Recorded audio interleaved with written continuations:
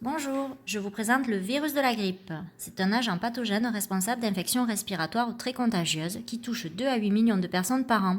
Et avant le coronavirus, la grippe était la première cause de décès par maladie infectieuse en France. Comme chaque année, la grippe fera son grand retour parmi nous d'ici quelques jours.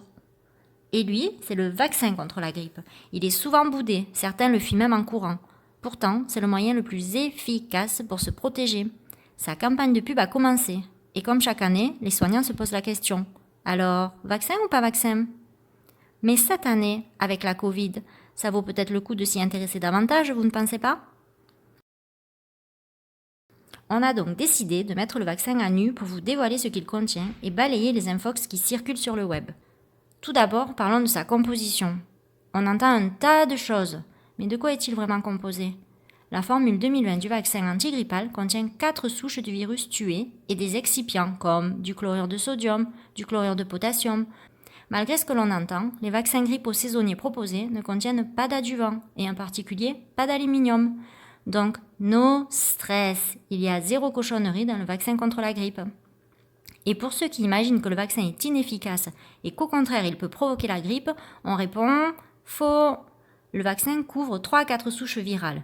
Il est fabriqué à partir de virus tués. Il n'a donc aucun pouvoir infectieux, donc aucun risque de déclarer la grippe avec ce vaccin. Et ceux qui pensent l'avoir eu malgré le vaccin ont en réalité présenté une infection liée à un autre virus respiratoire qui peut entraîner des infections respiratoires fébriles pouvant évoquer la grippe. C'est sans appel. Tous s'accordent à dire que le vaccin est un moyen de prévention efficace et sans danger. Pharmaciens, infectiologues, biologistes, hygiénistes, tous sont unanimes et vous conseillent de vous faire vacciner. Vous êtes encore sceptique et vous vous dites que cette année, avec le masque sur le nez, vous ne risquez pas de l'attraper? Pas faux. Mais en dehors du travail, êtes-vous sans cesse masqué?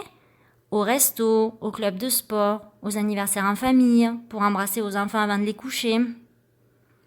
Afin de convaincre ceux qui pensent que le vaccin c'est de la poudre de perlimpinpin, je rajouterai que la cohabitation grippe-Covid, on ne sait pas encore les dégâts que cela peut causer. Donc, pour résumer, vous n'avez pas de totem d'immunité? Donc, le plus prudent est de vous faire vacciner. Contrairement à son cousin, le virus de la grippe peut être évité avec un vaccin, alors réfléchissez bien.